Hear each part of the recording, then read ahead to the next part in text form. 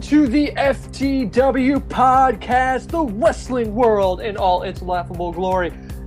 Joining us today is me, Harrison, and with us tonight is Lee. Say hello, Lee. Hey! And Garvin. Say hello, Garvin.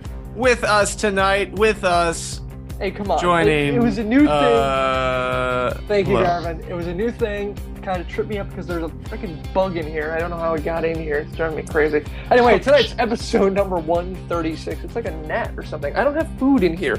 Tonight is episode number 136, coming to you live on October 16th, 2012. And on tonight's action-packed but host-light show, we talk Bound for Glory, Ryback, your questions, and the rest of the week that was in WWE and TNA. If you're new, check out theftwpodcast.com for more about us and how to get involved in tonight's show, as well as upcoming discussions. You can reach out to us on Twitter, Facebook, voicemail, text message, email. Join the live chat. The hooligans are up and running. All those links and information is listed there, ftwpodcast.com. But first up, the FTW draft. We're just going to breeze over this real quick. For these guys who aren't aware of the draft, check out ftwdraft.com to see more about what's going on and how awesome it is. For everyone involved, here's basically where we stand right now. Team Listeners has 384.5 points. You guys are 107 to 136. Cross-country scoring at 71. Team FTW is at 464. We have a win-loss record of 139 to 80. God, we are destroying you guys. And RCC scoring at 65. Lee's still in first with 114 points. Congratulations on breaking the 100-point mark. At Radio Influence jumped Mike to go to 74.5. Mike's in third with 72 points. I really wish he was here tonight so you could talk trash to him. Joe's in fourth with 63.5. Man, he's rocketed up recently. And Diva Jill is sitting at fifth at 58.5. Garvin's in 11th with 46.5 points, and I'm in 14th with 31.5. But I am not in last place, even though half my team is on a disability. All right, so we're going to jump into Impact. I know the real thing you guys want to talk about is Bound for Glory, but Impact was the go-home show, so we got to talk about that. We had our Impact post-show discussion on Thursday. Whenever TNA has a pay-per-view, we like to do these post-show discussion, pay-per-view pre-shows. They're always a lot of fun, and we do them right after Impact. Last week we did one, but we're just going to recap everything, what we think as far as what happened on Impact. So, Garv, take it away. Well, before we start with Impact, should note that on Explosion this week, which we started watching again because of the FTW draft, it's included there, but EY was involved. This was his first match since the season started, really, and he was still holding the Knockouts title. So just an interesting note that still has not died. It's something that we might see again, which is either good or bad. I'm not sure. So, anyways, yeah, Impact obviously was the go home Impact. So the whole thing was just building up to the pay-per-view. We had Aries versus Storm. Basically, they were taking what they were calling the two main events, and they flip-flopped opponents. So Aries versus Storm. Then I thought there was, Rude versus Hardy. Just to, keep everything and freshen everyone's memory of what's going on. We also saw Hernandez versus AJ Styles, which was just to build up the tag team stuff. Lots of aces and eights segments. Lots of Bully Ray, Hogan, Sting segments in the back. I thought it led up very, very well. Especially the Sting and Bully tag team match they had with Kaz and Daniels. I thought it was a pretty great match, and it was very surprising how quickly the fans turned to love Bully Ray. Like, everyone was so into cheering for the guy, which is kind of strange because, he gets the loudest reaction out of anyone, but it's normally boos, and then he flip-flops, and now he's a face or a tweener or whatever you want to call him. He's on the faces team, and now everyone loves him. It was kind of odd, but I loved it. Yeah, and we talked about it a lot in the post-show about the idea, I brought up the point that I thought at the end of Impact, regardless of what their plan was for Bully Ray at Bound for Glory, they had to have his name circle with a question mark because we were teasing the idea, we were kind of kicking around the idea that Bully Ray was going to turn on Sting and cement himself as a member of Aces and Eights and that heel role. And if that's the case, if we were operating under that, then you'd have to question that. And I want you guys to kind of bookend, like kind of bookmark that idea. Because when we talk about Bound for Glory, that is something I want to bring up when we talk about, the big reveal and what happened in Bound for Glory. But I did want to just bring this up so everyone kind of remembers this in the future. Yeah, and the only other thing that we did touch on Thursday that I want to touch on again is the Gail Kim versus Tessmacher match. It wasn't the greatest match, but we saw some really awesome things from Gail Kim. Really cemented her as a fantastic wrestler in our minds. I mean, it seems like she's kind of been wavering as of late, but this match, like she hit a sit-down powerbomb. That's something you never see from a women wrestler, at least in the States. Mm-hmm. And that was fantastic. And then later on this, I don't know, was it over the weekend, Lee? But it was Gail Kim was named the best women's wrestler of 2012. She was ranked number 1 in the PWI Female 50, and very, very deservingly. If you look at that match, you look at what she's done over the last, I don't know, 6 months or so. Yeah, I really got to say, when you it is one of those weird picks that you wouldn't really expect. I mean, because you think Gail Kim, she really hasn't been in the main event eye of Impact or anywhere where she's really worked. She's always been kind of back except when she was like dominating the division for that entire time. But you wouldn't really think of her as like the best women's wrestler of 2012. But then you just see what she did on Thursday and you're kind of reminded, yeah, she's got the chops. There's a reason why we were all hugely behind her in the past, and that's it. Yeah. And I know she was definitely a favorite of Rob's. Rob always seemed to rave about what she did in TNA and how that was kind of overshadowed by the awful work she did in the WWE, mostly on the WWE's side, as far as their fault type of thing. Mm. But yeah, I don't know. Just something noteworthy. The rest of the show, I don't know, not really anything that jumps out. It was all build up towards Bound for Glory, which is what it needed to be. So it was an okay show. Okay. Yeah, I mean, that's one thing. I mean, as far as a go-home show goes for your biggest show, your biggest pay-per-view of the year, it definitely delivered. Now, moving on to SmackDown, just the one thing that we really should discuss as far as SmackDown is concerned is for weeks they've been talking we've had the Drew, Slater, and Mahal kind of triple threat staple kind of thing going on that everybody wants to talk about, and they got a name. So, I mean, what do you think about that? I mean, now it's been solidified. It's not just 3 guys hanging out. They decided to stick them out in front of the ring like that. They have kind of a stable going on. I mean, what do you think about that, Gar? Yeah, I mean, I have absolutely no complaints about this. Just reading all of the hate on Facebook and Twitter, and this basically kind of started on SmackDown as far as where it was like a definite thing that they're going to move forward with. But then we also saw a bit of it on Raw. And the thing is that, these are 3 guys that we've all looked at as people that we would want to see be used. Drew McIntyre has been dormant for so long, and we keep harping on, why aren't they using Drew? Well, now they're finally using Drew. The same thing for Jinder Mahal. We kept hearing, how the WWE has, just looks at him as someone of the future. He's finally getting a shot to move forward. It's not just him getting squashed by Ryback, but this definitely gives him an opportunity to move forward. And the same thing with Heath Slater. I mean, Heath Slater went through that whole thing with the Legends, and he was basically pushed down and used as a comedy piece. This kind of puts him in a position where now he can get back to where he was with the core, just in a sense where he's winning matches, or you can believe that he might win a match kind of thing. So I think it's great. I don't want to hate on it just yet. I want to see what they end up doing with it, because it's up to them. This is their opportunity. they need to make it work.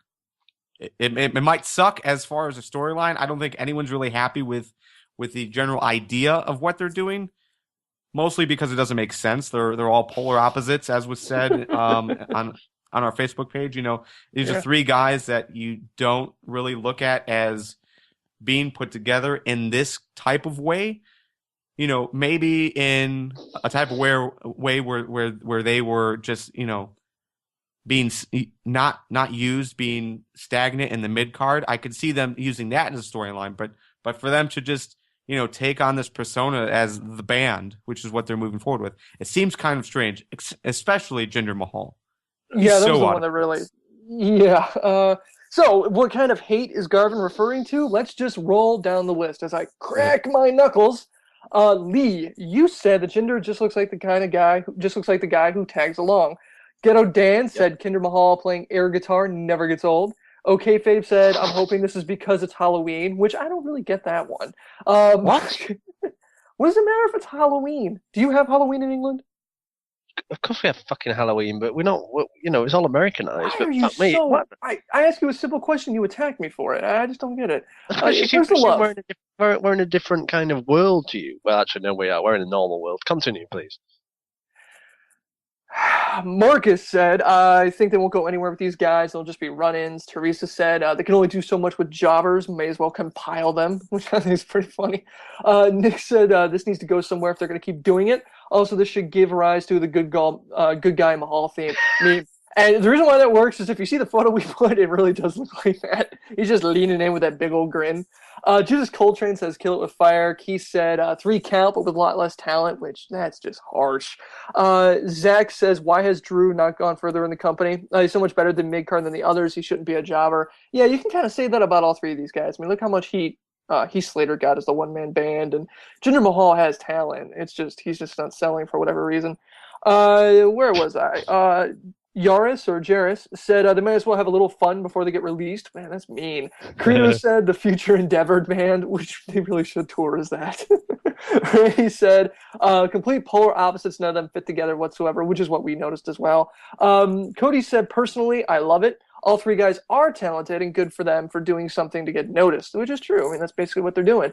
At DN2Go on Twitter said, this 3-way with Slater, Gabriel, and McIntyre is the dumbest shit I've ever seen. Worse than the Spirit Squad. Yeah, and that's the thing. I mean, it's dumb, but at the same time, I mean, they are finally getting TV time. They need to make the best of it, and hopefully they do. I mean, we saw something similar like this, with Natty Neidhart with the whole farting angle, and it failed because she didn't work with it. It seemed so awkward. Whoa, Gav, she didn't work with it because it was stupid and it was pretty insulting. That's why. Sure, and this is pretty stupid and insulting too. But it looks like they're they're trying to have fun with it. Yeah, no, but you've been very generous, very generous with these guys. These guys have just, I don't know how the hell Jinder Mahal even fits in this group, and I don't know how Drew fits in this group. No, I don't. All 3 it's a mess. Yeah, it is a mess, but I still want to see it play through, and I want to see what they can do with it. I honestly think they have thrown this together and just made it comedy work, and it's not. To me, this is not worth it. It's just not. I know it's TV time. No, I'm sorry. No, it's just not worth it. Well, let's see what they do after they stop feuding with Santino and Zack Ryder. Because right now, that's all it is it's another comedy thing, and they're grouping all the comedy characters together. They'll probably throw a Brodus Clay in that mix too. Oh God! But or maybe they do a competing one where Santino, Ryder, and Brodus Clay form a stable, and then we have the 6 of them going at it on Saturday Morning Slam. That was a great idea. That is not a great idea, Lee. Anyway, Packer Koalas on Twitter basically said, I mean, we had 2 comments on Twitter, which are great because they're both basically the only 2 opinions we got, which is Packer Koalas said, I just hope it actually goes somewhere soon because I'm starting to get bored with it. Everybody half of the people we got agreed with that. The other half agreed with Do the Urkel on Twitter and said, they're hilarious. The segment in the bar was awesome and is as close to I'll get to seeing Shotgun Saturday Night again. What? So No one dropped Shotgun Saturday Night, but it was either look, you had the I can't believe they're wasting my time with this crew of people that responded to this, and then the other side saying, you know what, WWE's got like 14 hours of TV time at their disposal. Why not take these three guys, throw them together, and see what happens? That's where I am. I'm like, you know what, I mean, what's the other option? Santino in another match? You could just maybe you could make Santino into a bit of a real character. Like if you go back to Norway, no Elimination Chamber, was it when he was he was seconds away from winning the world title and people were cheering for him. You put him in a serious role and I bet he'll do well. Yeah. Chet's saying maybe this is a setup for Jericho's return. He'll play the seasoned mentor and lead these guys to be a wrecking crew. I don't know. No, but that would be awesome. That would be awesome, but I don't know about that. Yeah, that would be kind of interesting. Because, I mean, no. These three guys, though, with Jericho, it would be awesome. But, well, especially if they're booking themselves as the band, because the band needs a lead singer. And then Jericho can work Fozzy into that all the goddamn time. That's what I want to see. You have created an awful idea there. I have created an awesome idea. They put it on Saturday Morning Slam, and then I don't have to watch it. They'll put it on. There's always a leave it on SmackDown. I don't care because Joe watches that. So let him have it on SmackDown. Who gives a shit? The rest of SmackDown was built up towards Hell in a Cell, which we're going to talk about later during Raw. But now we have to come to it. The 500-pound gorilla in the room, bound for glory. TNA's largest pay-per-view as far as, well, don't want to make this comparison, but it is. It's their WrestleMania. This was in the running. I mean, they had been building this up with the Bound for Glory tournament.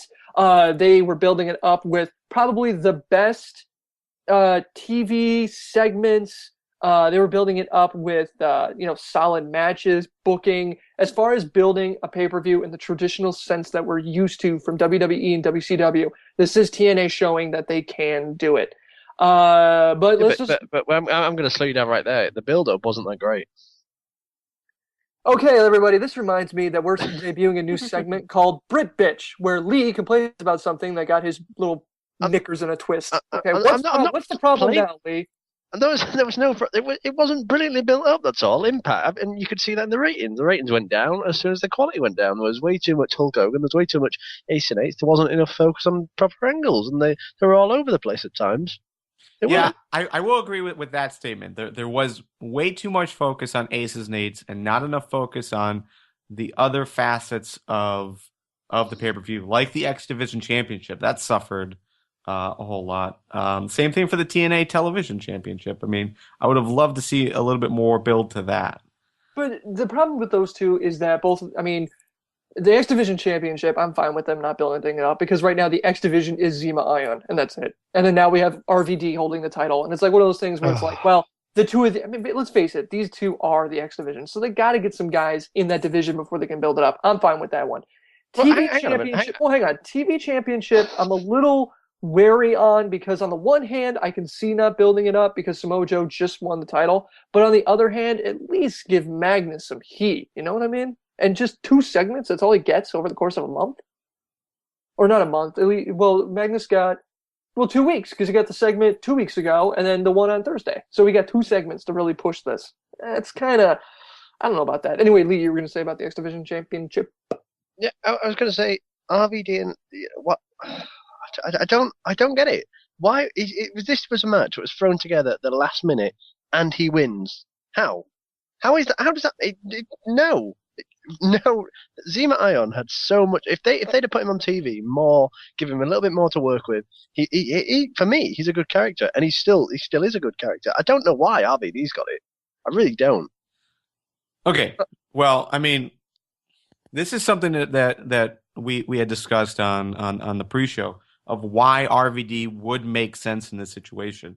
The reason why he makes sense is because realistically, Zema Ion hasn't delivered. He hasn't been the huge heel that he needed to be. He's not getting those reactions, now. But at the same time, they really haven't given the X Division a lot of time. But now that the BFG series is over, now the Bound for Glory is over, there's a lot more time there. You put RVD in, which he still gets a huge reaction. You put the title on him, even if it's just temporary, if it's just for a show or two, or maybe just one pay-per-view cycle, it sparks the division and it gets people interested again. But why do you not leave it on Zima Iron, who's had... The reason I think for that, and this is kind of, I mean, tinfoil hat idea, but put the title on RVD, he's more visible. You take Zima Ion, you start sending him to Ohio Valley or whatever, and start working these guys who you want to groom into the X Division. Start getting them used to that style of match with someone like Zima Ion, which, you know, for all his faults, if you want to risk him, he does know the division, he does know the style, and he is talented. So might as well like start easing people into this so that way you don't, I mean, I know he's kind of billing himself as the injury machine, which is basically what he turned into, but I like that idea of, like Garvin said, just give RVD the title temporarily, refresh it, put some interest in the division a little bit, have Zima Ion kind of work the farm leagues a little bit, maybe see what he can kind of drum up as far as talent-wise, maybe get some rubber matches going, some dark matches with some guys that are coming back from injury, I don't know, and then start building the road to go after RVD for the title. Yeah, and the win by RVD does give it some purpose. I mean, if RVD got the title shot and lost, it would have seemed like a huge waste. Oh yeah. Why? Whoa, why? Well, because of everything that you said, you know, that it was poor build-up, that they just kind of threw him in there. Then they just throw him in there to lose. It wouldn't make sense. Well, how does it make sense? Hang on a minute. How does it make sense giving him no build-up, no kind of, you know, interaction, but yet he wins? How does that make any sense? Well, because it's not that it doesn't have build-up. It's the fact that, I mean, you have not had the last X Division title match that we had was last pay-per-view. 4 weeks. The build-up you have is the history that Zima Ion has as far as him, injuring the entire division, and now he stands alone. And then RVD just being the crowd, like Garvin said, huge crowd reaction every time he goes out there. So him going up and winning the title is kind of like the hero's redemption type of thing. And it doesn't really, this is one of those circumstances where because RVD is a name and Zima Ion has history in the division and he's the only one left, you don't really need build up for this. And so giving RVD the title makes sense. Because then the turn becomes not, okay then. When are they going to do something with this division? But now it's who's going to take the belt from RVD because he's such a well-known name. Okay, I'll take that argument then. My next argument is there a weight limit on this time championship? Right. Yeah, why? Okay. Is there a weight limit? I want to know now. Here's the thing. Okay. After Aries dropped the title, when Aries still had the title, they put the weight limit on. They took it off for one match so that he could face Samoa Joe. I don't remember if that was for a pay-per-view or not. I can't recall. But then supposedly it was put back on. But yes, RVD, according to the weight that they list on the website, on Wikipedia, he is 10 pounds over the weight limit. Do you know how useless this argument is? It is. This discussion is like going to Burger King and negotiating to get like extra stuff put on the burger because you want your money's worth. Actually, Harrison, the fact that Burger King's overpriced anyway, that kind of makes sense. It's overpriced for you guys because you have to import everything. Moving on. Wait. I just want to throw this out. If they didn't throw RVD in there, who else could put on a quality pay-per-view match? Do you throw Sanjay Dutt back in there so we see that again? No. Do you throw Kid Cash back in there and we see? Hang on. I don't disagree that the match was good. I don't. I thought it was a really good little thing to kickstart it. I will completely agree with you. But hang on, I remember 1 or 2 months ago on this thing where we were saying RVD was crap. Yes. Oh yeah, he has. Well, it's not that he's crap. He's mercurial. He has either a good match or a bad match, and he had a good match. Yeah, and that is a huge internal conflict for me personally. I mean, I don't want to see RVD holding the world title. I could see him being the TV title, but for him to be in X Division, I mean, it's not bad. It's not the worst thing in the world. Yeah. We're not setting puppies on fire. I would much rather have him there to help build up guys like Zima Ion, etc., until they rebuild that division and put whoever they're going to put there. I think he's a good placeholder title or a placeholder champion.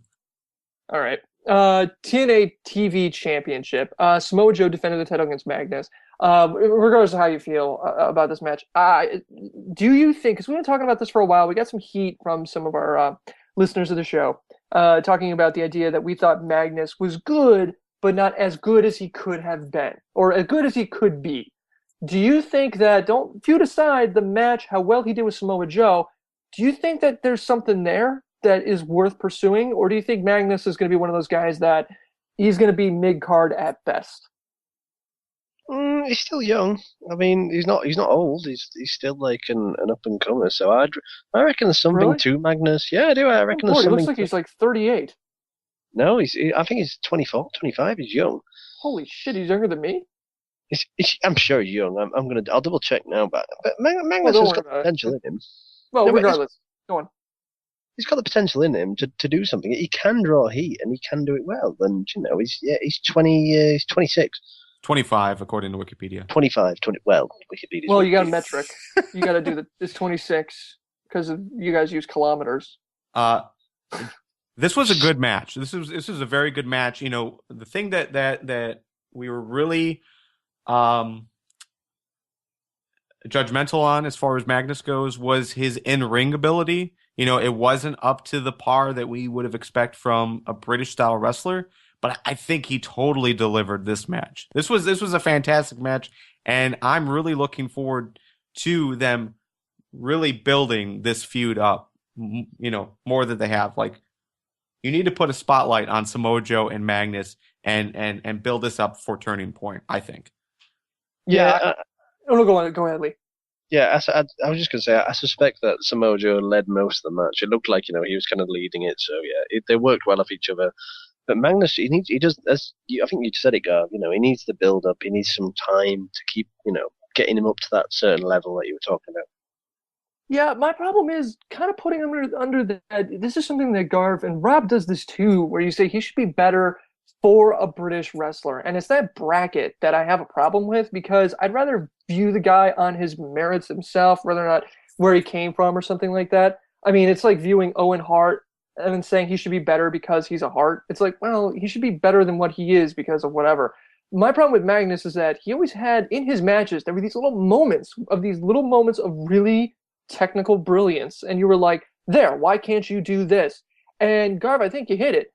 Joe, or Lee, or whoever said it, and there's only three of us in here, I can't keep track. Joe led the match, and I think that was it. I would think that Magnus let Joe take the lead, did a lot of reacting to that, and I think because Magnus kind of had that safe zone of, if something gets screwed up, Joe is here to kind of help us get through it. It allowed him to relax and be more comfortable, and yeah, you saw someone with a really bright future, is what you did. His segment ability could use a little work, not bad. Could be a little bit better, but as far as in-ring technical ability goes, the guy, he has it. And I think give him time, let him get comfortable, and I think we're going to see some really brilliant stuff from him. Well, let's be fair. I mean, he is young. Samoa Joe is the veteran in this scenario. So, Of course, Samoa Joe is going to lead the match. Yeah, but I think there's some safety to that. I think Magnus, if he's not overtly thinking that in the back of his head, going in and going, all right, Joe knows what he's doing. This is a huge thing. I mean, this is a huge event. It's been hyped up. It's the biggest event of the year. I mean, butterflies in your stomach. But at least knowing that someone like Samoa Joe is there to pick up the slack if it comes to that, I'm sure that relaxed him and calmed him down. Or maybe he snorted something in the back, in the locker room. What do I know? But it just seemed like he was a lot more calm and relaxed and a lot more, I don't know, comfortable. Yeah. I mean, if you want to get down to that minutia. All right, so here we are. You know what? We should probably. I want to do predictions before we get to this one. So as far as the show's predictions go, suck it, Lee. The two, Garv, I'm more than willing to share the spotlight with you for the win, because you and I predicted every single match correctly. Yeah, the only reason you're bringing this up is because I've won 3 in a row, and which were barely briefly mentioned. So of course this one gets its own little talking time and segment, because the guy who runs the show and the guy who hosts the show win the predictions. Oh, yeah, Lee, that's how it works. Well, and we don't necessarily need to bring this up now. I mean, because this is a good conversation to have. Not your bickering, but the whole idea that we were able to correctly predict, and even you, Lee. I mean, and you only missed the one match. We were able to predict basically every single match, but that's not a bad thing. Normally you would say, "Oh, that pay-per-view was so predictable," but really, I think it worked out in this sense. To be fair, my predictions were based off the way they were heading rather than my own personal opinion as to who I wanted to win. So in some matches, to me, in some matches, I would have rather it gone the other way, but they didn't have to. The main event is a great example, but we'll get onto that. Okay, yeah. But Garb, you bring up a really good point, because this is something that Rob and I talked about before. Rob did this once. He had a Grand Slam where he predicted every single match correctly on a TNA pay-per-view. And it was one of those things where it was like, it doesn't mean it was a bad pay-per-view. It just means the storyline, you can kind of tell where it went. All right, so here we are. Main event, well, the first hour main event, the street fight between, chat's getting on you, Lee. No excuses. Accept your defeat gracefully. Accept like a true British citizen. The only match I didn't win was the stupid RVD match, which you shouldn't have won. That was the only match I didn't guess right. Well, it depends on who's predicting, I guess, of who should win. We shouldn't have won, so we won. You shouldn't have won. No, I think RVD should have won that match, but yeah, I don't. And then Garvin, no, you're absolutely right, because he did, and we were right. Just move on. Main event street fight, Bobby Roode versus James Storm. All of us predicted that James Storm would win this one, hands down. I don't think anybody thought Roode was going to win. I just want to preface what I want to say, and I'm going to kick it to you guys. I took a lot of flack for this, saying we had arguments on the show that I did not like that these guys had laid a finger on each other before that match. And I was really worried that going into this, it was going to be like a ho-hum, another Bobby Roode, James Storm street fight. These guys brought it, and I loved, and it's not just the blood, it's not just the gore, it's not all that. It's the fact that the two of these guys put together a match that was essentially a race to the bottom. And Mike, I'm so glad he's not here because I'm about to compliment him. Mike had a great tweet, and he was really, really shitting on this pay-per-view the entire time, except for this one time when he said he really normally hates garbage wrestling, and I do too. I can't stand that stuff. But when it's done right, and it was done right. I mean, it was when they brought out the tax, it was like one of those things where it wasn't like, we're bringing out the tax because Mankind's here. It's like, we're bringing out the tax because this is a sign of desperation between these two guys that want to hurt each other. And for that reason, I was wrong. This match was a complete success. It was a great way to at least close this chapter on the feud. And I'm definitely, if this continues, I would be fine with that. Chat saying street fight James Storm versus Robert Roode. Figured it would be bloody and good, and it was an instant classic, and yeah, a great way to close the chapter on this. So, whatever happens next. All right, Lee. Oh, I'm sorry. One more thing from the chat. Even though King Mo was only involved in a minimal capacity, his presence took it down a notch. I don't know about that. It was kind of like when it was just one of those things. He's just there, to kind of lend some credence to this thing being real, and he only had just one little thing at the end, and that was it. Just keep it on the two guys, which I think is fair. Chat's also saying I like the King Mo stayed out of it except to protect the ref, which was perfect. Don't bring him in, don't have him affect the outcome. All right, Lee, what did you think about this match? The match itself was it was probably the match of the night. Not because of the violence, just because of the story. The story it told was brilliant. It really was. Really, really good stuff. The issues I have, there's two issues I have with the match. One that I'm going to get shouted at by you two, I already know, is where it was placed on the card. It was placed, this has been going on for now just over a year, and this was one of their main events for Bound for Glory, and it was placed third. That's tough. Yes, but go ahead, continue. Sorry. Yeah. I have an argument for it, but go ahead, continue. I know what you're going to say with the pacing of the show, where it couldn't really go anywhere else, but I feel that could have taken the place of probably where the Aces and Eights were, the matches there. But the other problem I have with King Mo, I know they've said there was no, he was limited, but he shouldn't have even been there. And I guess it's not TNA's fault because I know Spike are pushing the whole show. But why do you have a special enforcer for a no DQ match? Why? So the ref doesn't get knocked out.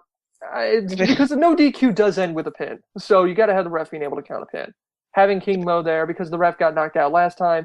Yeah, I know. It's one of those things. No wrestling fan, even when Tyson was involved, no wrestling fan goes, yay, they're bringing in someone from the outside to be in this match. Nobody likes it. It's just one of those things like it makes sense. Like you said, Spike's kind of pushing it. Let's just do it, get it over with. it sucks, but Well, he was in a very diminished capacity. well, technically, I mean, he's not from the outside. They signed him. He's a wrestler. He just hasn't debuted yet. Yeah, well, okay, fine. Yeah, if you want to look at But it from it that did side. seem like they forced him in this spot, and he didn't need to be there. It's almost like they were just throwing him in there just to have his name on the card. But I just think they could have done it in another match rather than that match, because that match just didn't need him at all. It was probably the one match that really could have benefited him without him. Like, literally, you could have picked any other match on the card and it would have been benefited, but not that match. Maybe. Regardless, I mean, this is kind of nitpicking as far as that. Chet's one saying, actually agreeing with you, saying that he agrees with Right. Lee. Street Fight is about no limits. Why is there an enforcer? And yeah, the only reason you really put an enforcer in there is so the ref doesn't get hit, and that way you can't have, because it does. It has to end with a pinfall. It's not like a first blood match or something like that where you really don't even need a ref. But there you have it. Speaking of being in the first hour, Steve said that he got to say that he's not really interested in Bobby Roode versus James Storm. Now it's not for the world title. It should be a number one contenders match or something. I tend to disagree with that. I think we said this as soon as the Bound for Glory series kicked off, that they don't need the title to have a really good match, and it was proven. But the story itself, going into Bound for Glory, and the story itself was just not very good. Yeah, there was one thing I was really I was always positive about that. The fact that TNA Creative, it shows a lot of maturity to build a really solid main event marquee storyline like this without having the strap anywhere near it. And I liked it. I like the fact that they did it. It shows a lot of maturity in the company, because you have to rely on guys that have a history with together, and you can't really do that. Yeah. You wouldn't really expect to be able to do that in a company that's only 10 years old. My argument to kind of the argument to that, though, is just that it wasn't a good story they told over the last month when they really needed it. Yeah, Lee, I know. I was the one who was really against the two of them hitting each other, and I can kind of see that. I mean, you can disagree with how it was done, but you have to at least agree with the fact that they were able to do it. I'm not distant. I'm glad they didn't have the title. It gave the chance to give another story. It wasn't the right story, but we'll get into that in a minute. Yeah, that's fine. And it's not the end of the story. They're going to continue this, which is a good thing. I mean, the main complaint that we had was that they really weren't building it up, and then they tried to rush a build in this last month, and it did seem kind of awkward. But I still think how they did it was appropriate. I just think the King Mo addition to it did distract from it. Not necessarily his involvement in the match, but just his involvement in the overall storyline. It didn't seem to fit right, and I think that kind of ruined it almost. Well, I think you've just nailed it spot on. The fact that they aimed it at King Mo instead of these two, guys who've been feuding for the year, it didn't ruin it, but it was close. It just took the focus. It just took the focus away from where it should have been. Yeah, exactly. Well, yeah, I could kind of see that. Anyway, Diva Jill said, as far as the match positioning, which is something, Lee, that you were vocal about, they had 3 huge matches. It makes sense to split them up so that one closes out each hour. I know, and I know again that they need obviously a big match, say where it was, and then a cooler match, and just to build the crowd back up again and such like that. But it wasn't the right match. The Divas match would have been an ideal play. Did I just say that? Yeah, sure. I'm sorry. The knockouts match was probably the place where it should have been, in my opinion, because it was worth more than just third on the card. Yeah, but the only problem with that is then you have this match before the Aces and Eights match, and I don't know. I mean, that's a lot. I liked it because it really. I don't know. I'm fine. I look, Lee, you're kind of right, except for the fact that you look at this card and you look at how they built it, and I could kind of see there was probably a lot of Post-it notes being shuffled around at TNA Creative when they're booking this, and they're like, we got to put the street fight somewhere. It's not an ideal location, but for the card as a whole, to make sure we have a solid pay-per-view, it has to go here. Yeah, and you don't want to put it too close to the Aces and Eights match, just because of how that match was probably going to go. It was going to go all over the ring, and you're going to have 2 street fights in a row, basically. That would have kind of been weird. Yeah, no, but the problem now, looking back on it, is that the crowd never really recovered from this match. It all went a bit. So. It all went a bit not doom and gloom, but a bit quiet for the next hour-ish. Well, No, yeah, but there look was at the definitely- next hour's card. I mean, Yeah, Yeah. I know, but exactly. That's all about Sure. where they put stuff in cards. See, actually, let's just roll into that right now. The next match after that was Joey Ryan versus Al Snow. I gotta agree with you. I mean, this was regardless of where you thought Bobby Roode was going to go, or I'm sorry, the street fight was going to go. Putting Joey Ryan and Al Snow after it, smart idea. Let the crowd cool down. We'll get to see Al Snow and Joey Ryan. We weren't really expecting much from this match, and we really didn't get it. So let the crowd cool down, like you were saying, because man, those two guys just destroyed that arena in that street fight. So yeah, putting these guys right there. But here we are. The two big things to walk away from this: Joey Ryan won the match and now has a contract, and Matt Morgan returns to TNA here. Now, I have a theory about this, and I want to kick it to you two first. Or do you want to hear my insanely stupid theory before? Go ahead with your No, I theory. want to hear yours. Yeah, I think Matt Morgan's being punished. I think TNA is like, all right, you wanted to leave, now you want to come back. We're not sticking you in the main event title picture. We're taking this guy who is brand new, and we're sticking you with him, and you're going to be the new Robbie T for a while. And this is going to be our way of basically giving you your 30-day probation. So you're looking at this as a partnership, a definite partnership between Joey Ryan and Matt Morgan. Only because, now, keep in mind, Impact hasn't happened yet, and I may revise this, next Tuesday, depending on what happens on Impact, but Matt Morgan and Joey Ryan were there together at the end of the match. If Matt Morgan had clobbered Al Snow and then left, then it would be clear it's Matt Morgan versus Al Snow, and then you have a pretty decent feud there, although basically we have Al Snow in another feud with another guy from outside the company in jean pants. Except, Matt Morgan did say on camera, it wasn't it wasn't mic'd well, but he did say that he was basically going to go through the entire roster, the entire TNA roster, to get what he wants, whatever that is. Yeah, that's the thing, though. I mean, that's him saying it. It wasn't on a mic. I mean, it wasn't, it was him saying it into a camera. It wasn't said to the arena or anything. So, I mean, yeah, I'm not saying it's a perfect theory. I mean, it's insane to begin with. But when you look at this, that's kind of what I'm thinking. I'm thinking TNA is like, fine, you're coming back. We're not going to give you the world. Yeah, I don't think they're partnering them up. Lee, what do you think? Lee, what do you think? I think we've got to wait on that one. I'm not really sure we can talk about it now. I think we've got to wait until Thursday and see if they do partner. If they do partner together, I have a feeling it would be better for Ryan than it would for Morgan. I don't think Morgan deserves to be, like I see where you're on about the punishment, but I don't think he's Joey Ryan level.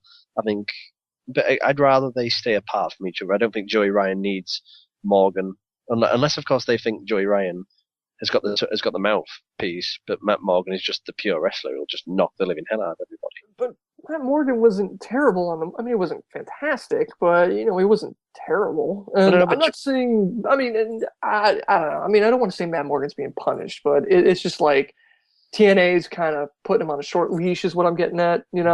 I don't know. Yeah. I mean, if they partner up these guys, Ryan definitely makes out well.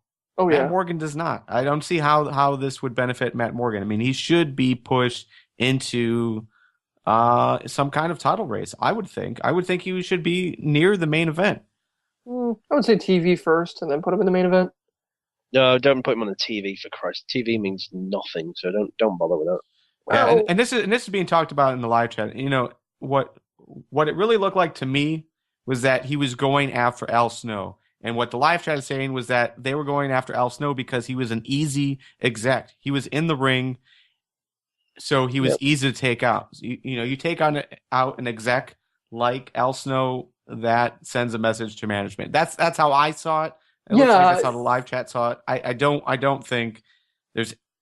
I hope there's nothing in. Well, it was how him and Ryan. It was how it was built up for the match anyway, though, wasn't it? I mean, the video before it, showed when. It talked about, showed the Pritchard moments,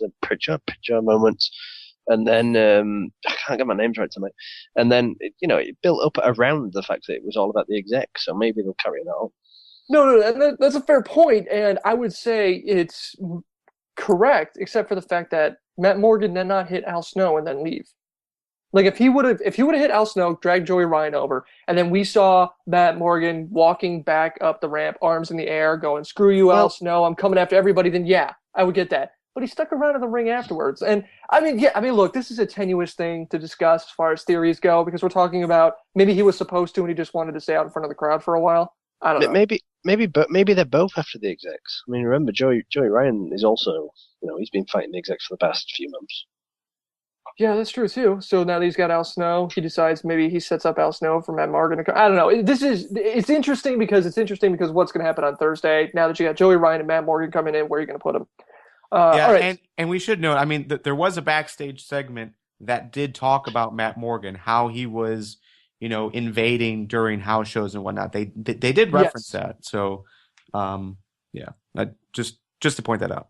Yeah. They did drop it, so it's not like they're gonna just bring it out of nowhere. All right, so TNA Tag Team Championships.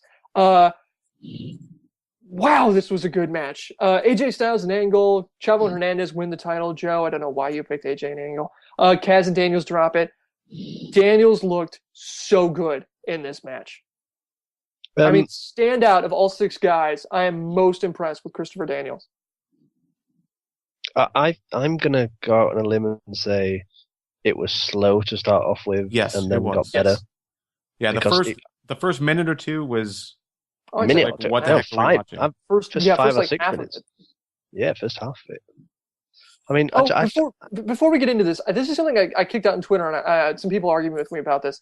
Did anybody else find it weird how they did the tag thing? Yeah, there were only 2 guys in the ring at one time, and he had 3 teams there. Didn't make an awful lot. Well, it didn't make an awful lot of sense. It was a bit annoying as well. Well, I mean, that's a normal multi-tag team match. I mean, it wasn't a Tornado Rules match. It wasn't. I mean, that's my opinion. I think it would have been better with Tornado Rules. Or, I mean, I can understand with like a 4-tag match thing, because now you have all 4 corners are danger zones, basically. But with this one, it was just like, I don't know, it just seemed weird. Yeah, I know what you mean. And to further prove my point, the first half was done entirely by those rules. And then when the match started picking up, that's when those guys started to ignore that. And they started to have 3 guys in the ring, 4 guys in the ring, doing stuff on the outside. When they started to throw that out, that's when the match got better. Well, and there was also a lot of blind tags, too, in there. Oh, yeah, that's good. Yeah, there was, but I'm not with the people. I mean, it was a good match, but I honestly think it could have been better. I really do. I think they could have done a hell of a lot better. I do, yeah, because I just think it got better, and it did get better towards the end, and it got exciting. But it never really, the crowd weren't. To me, the crowd were not that into it. There was a level that was set by that street fight, and it never really got a bag up to that. And it never. I can't put it. It wasn't. I don't think it was that. It could have been a lot better. In my opinion, I really do think it could have been.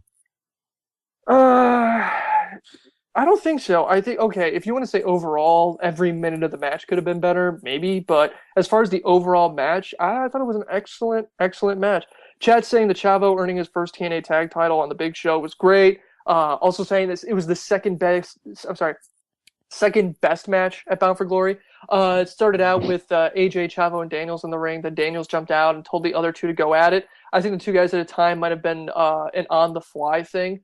I don't think so, because they kept talking about it on the announce table as far as what was going on. I don't think it was an on-the-fly or a last-minute thing. I think it was one of those things that was how they were going to book it, and to kind of show the crowd that's how they were going to book it.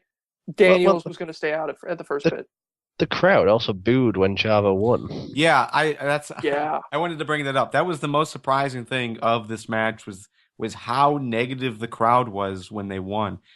Which seems odd, just because of how they've tried to build up Chavo and Hernandez. They've been pushing them as, faces, really, like faces that the crowd should love. And really, the crowd hasn't been that into Chavo since he came in. Well, this is... go on, Lee. And then I got a really terrible thing. Lee, go for it. Well, I'm just going to say, I don't think Chavo and Hernandez are that good a team yet, and I think you're right. I don't think they've cared more. I don't think the crowd have cared more for Chavo. I really don't. I don't think he's been that big of a draw. No. I honestly, I don't think he should have won. I put them simply down there because everyone else thought they were going to win. But I didn't know who the hell was going to win this match. I would have preferred if Daniels and Kaz retained, or AJ. And I've got to be honest, I wasn't a big fan of the change either. As far as Chavo goes, Chavo and Hernandez, I mean, Chavo's been off TV for a while before he came into TNA, so he doesn't really have that kind of like heat coming from WWE or something where, he's a known name, like when Gail Kim came over or Christian came over or Christian Cage came over. You sound very guilty about what you're about to say. It's really racist, is my point. What? Let's be honest. When it comes to Mexican wrestlers pushing that they're Mexican, with the aside from luchadors and maybe Eddie Guerrero, they're traditionally heels. Look at Mexican America. Look at every other. I mean, for fuck's sake, WWE had them coming out on a lawnmower. I mean, they're Mexican wrestlers that push the from the streets attitude that Hernandez and Chavo have. I mean, they got the bandanas. Hernandez has the tats and everything. Those guys are traditionally, just visually, they're heels. This is the same problem that British wrestlers have too, where British wrestlers that come out and push the fact that they're British are traditionally heels. And I think that's the problem that Chavo and Hernandez are running into. Plus, hang on, let me finish. They're in Arizona, which isn't exactly well known for liking people from south of the border. I mean, they're kind of known for, if you don't have an ID card on you right now, we're putting you in prison. I don't think race needs to be brought into this.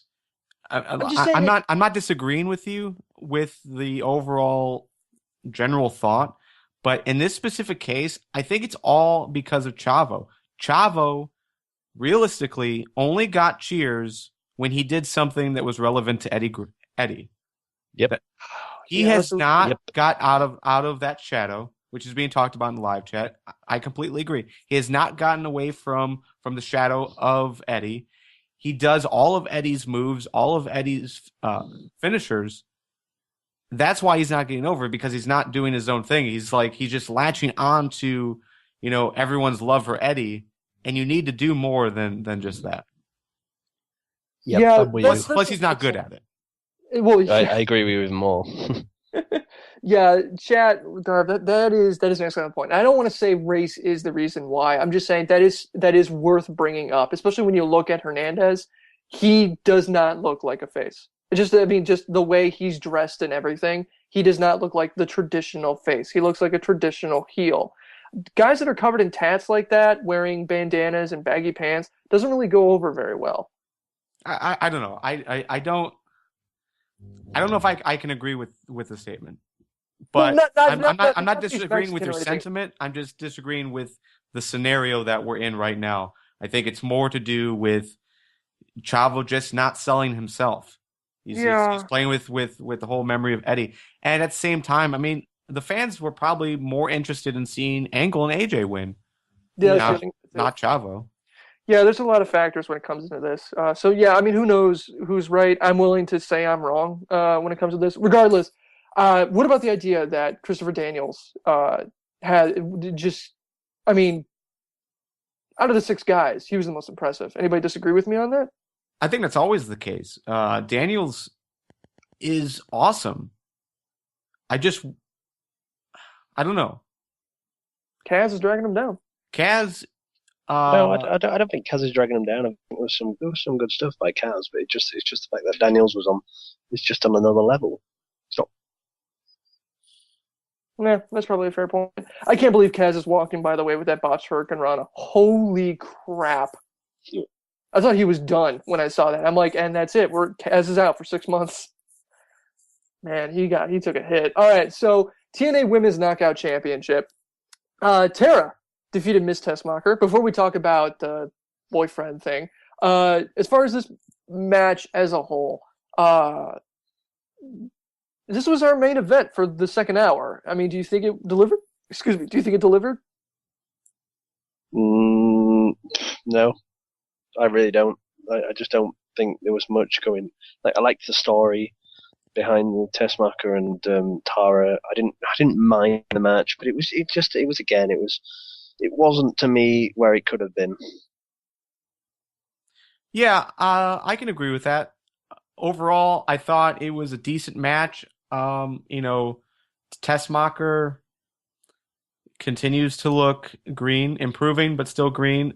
I'm just pleased that Tara got the title. No, she was always getting the title. Always. It was to me. It wasn't in doubt because Tessmacher to me, she does nothing to me anyway. But she isn't good enough. Simple as that. Yeah, I think. Well, I don't know. I think there was a lot of doubt. I mean, personally, I doubted that Tara would win. I thought they would just use Tara in that let's build the new, the next generation of knockouts type of things. Because Tara's a veteran. She's getting up there. Mhm. She's not going to be in TNA for too much longer. So, but just overall, just having the title on Tara, I think that adds a lot of legitimacy. And just to think Tara versus Gail Kim, at Turning Point or before. I mean, that's what I'm looking forward to. Yeah, that'll be a great match because the one thing that Tara excels at, she's kind of like she has almost like those Chris Jericho traits where she's great to work off of. She makes anybody else look good.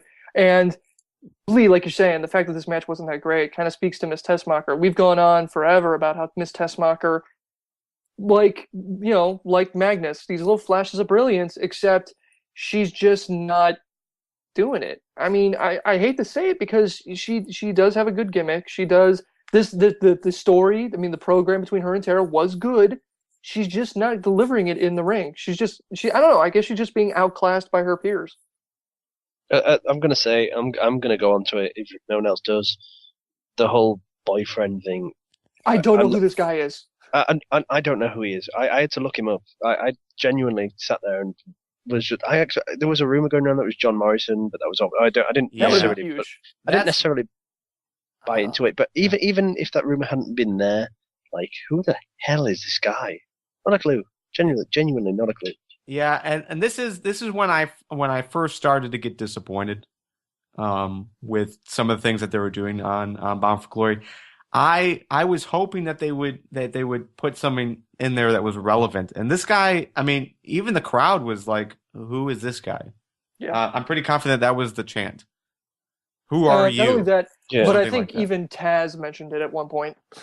Yeah, I mean, this guy is so irrelevant. And I think, I don't know, just having someone else in that role could have added a lot of heat to the storyline. And this is why I hate reading rumors and whatnot and trying to follow, the Twitter stream, because everyone's like throwing out like who it could be. John Morrison's name got thrown out there, and it kind of made sense. And that would have been huge. That would have been huge if it was John Morrison. It would have been huge if it was like anyone except for whoever this douchebag was. Could have been huge if it was Devon, but they had to use him later. I'd rather they just use. I didn't get this, and I was so just. Well, look, when she kept dropping the term Hollywood in the back of my head, I kept thinking, "Don't be Hogan, don't be Hogan, don't be Hogan, don't be Hogan," and it wasn't Hogan, so I was not disappointed. Yeah. Now, the good thing that I see coming out of this though is that. Obviously, this will add some tension in between Tara and Gail because Gail has her quote unquote, Hollywood husband. But then also look at who hasn't been used all that well lately. ODB. ODB's with EY. EY's technically Hollywood now that he's been on those TV shows. So you could now throw ODB into that mix and really build up the Knockouts division again. Yeah, throw Velvet Sky in there. She's still even. She's just come back.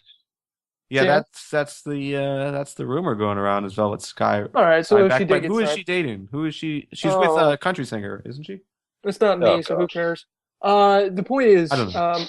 My problem is, I mean, it's just one of those things where it's. We already had a what the hell moment in the show already, so why would you do another one? And then we had kind of another one later with Aces and Eights, and it just seemed like, I don't know, just this guy from Big Brother. It's like, I mean, are the ratings on that show that big? I don't watch any of these shows, so maybe I'm just an outlier. But okay, let me take a step back. This just got posted in the live chat. Okay. The guy is at, and I don't know, I didn't really good look at him, but if the live chat is correct, this is Jesse Goddard's from OVW. So why'd they say he was from Big Brother? Is he on Big Brother? I mean, he is from Big Brother as well, but he's also currently in OVW, he's half of the tag team champions. Oh, okay. All right. So if that's the case, then it kind of works, but it seems kind of weird they would book him like that. Yeah, it's a bad storyline. It was crap. Move on. Okay. Thank you. Before we move on, we've been talking about it for a while now. The slow, gentle slide of the knockout division. I mean, is this a sign that they're Lee? I mean, what do you think? I mean, is this a sign that they're? The rumor is that Pritchard doesn't like women's wrestling. I mean, is this a sign of that? Well, I still wouldn't. I wouldn't look too far into that. I just don't think it's been done well. I like the story again. Go back to that. I like the story of teacher versus pupil. I like that. I don't say it's a decline, but I just say, if they can use the talent right, then it can be great. I wouldn't necessarily say it's all Pritchard's fault. No, I tend to disagree. They did this before with Madison Rain, and I mean, come on, look who it turned out then. You know. I like the idea of Tara doing this. I mean, like Garvin said, the fact that everybody else in the Knockouts division has a Hollywood boyfriend or husband. I like the idea of Tara doing this to get under everyone's skin and going, "This is my Hollywood boyfriend," and everyone's like, "Who the hell is this guy?" And all that stuff. I like that idea of it. Yeah, but the problem with the whole angle was, though, it's built up for the last week. It's like, I've got a Hollywood boyfriend coming, I've got a Hollywood boyfriend coming. And I wasn't genuinely expecting it to be someone, like prop Hollywood, but like, who the hell is he? I expected it to be someone like we knew. I wasn't expecting, Brad Pitt, but come on. well, better than this. It'd been great if he did, though. Brad Pitt comes out and starts shilling Chanel. All right, so now we're on. Yeah, here we are. We're here. Aces and Eights versus Sting and Bully Ray. Joseph. Here's the thing that I'm cool with everything about this match except Aces and Eights drags Joseph Park, a man they kidnapped and a lawyer they have kidnapped and held against their will, handcuffed the man ringside. That's fine. But we are totally going to obey the tag team rules. I'm going to stand here in this corner. I'm going to hold this rope, and I'm only coming in when I'm tagged. That to me, I could not get mentally past that. I'm sorry. So, now, whatever your guys' individual gripes are can be fine. They can be better than mine. Yell at me for being pedantic. I don't care. I could not get past that. Well, you can go past that if you want to go past it. I mean, the other argument is, how did Aces and Eights manage to get to Phoenix? They rode their motorcycles. But did they? Because I was told they were on a flight paid for by TNA. Lee, you're going to become you and your insider information, Lee. Yeah, not all of us run our own news websites, Lee. I was just being annoying there because. Yeah, but come on, they kidnapped. This is within the story that they kidnapped. He's a fucking lawyer. Yeah. Oh my god. I'm okay with that. I'm okay with how they used him. Yeah. Up to the point where he went backstage. The thing that really bothered me about this match was that Aces and Eights kept sending members, and no one from TNA came down to stop them. It's like TNA were going to follow the rules, but Aces and Eights didn't have to, and that I thought that was kind of strange. I liked Joseph Park. I liked that he broke the chain and took out that one guy that was interfering. That was cool. Was anybody else hoping that Abyss would come back at that point? Like Joseph Park kind of hulks out, rips out the fake front teeth, mussies up his hair, and then starts doing the Abyss walk and starts beating people up like that? Because that would make cool. Because then it would make sense to send all these other Aces and Eights members down there, and Abyss is holding them back. It would have been good, but no, I'm going to change my mind. No, it wouldn't have been good. Really? Why not? You think it just would have overshadowed everything else? Well, besides that, I don't really see Abyss is not really the character to get involved with the storyline, in my opinion. I just don't really think it's. No, I genuinely think he's just like he would be more of an Aces and Eights guy rather than a TNA guy. Abyss? Yeah. Well, he's been kidnapped before. Oh God, don't please. That's what I'm saying. He already has what's the kidnap? Stockholm syndrome. So, no, he wouldn't have it. Well, maybe he does. Maybe Abyss does have it, but Joseph Park See, this is the problem when you have multiple personalities. Well, Both of which have been kidnapped. Holy shit! but outside of this, I mean, the match itself, I thought was pretty good. Yeah. I think everything about the match was great up until the end. The end for me was real sketchy. I mean, it was the end result I was expecting. It was the end result that we needed to see. But I just thought it was odd how they did it. And the one main bitch I have about this is how Hogan got involved at the end.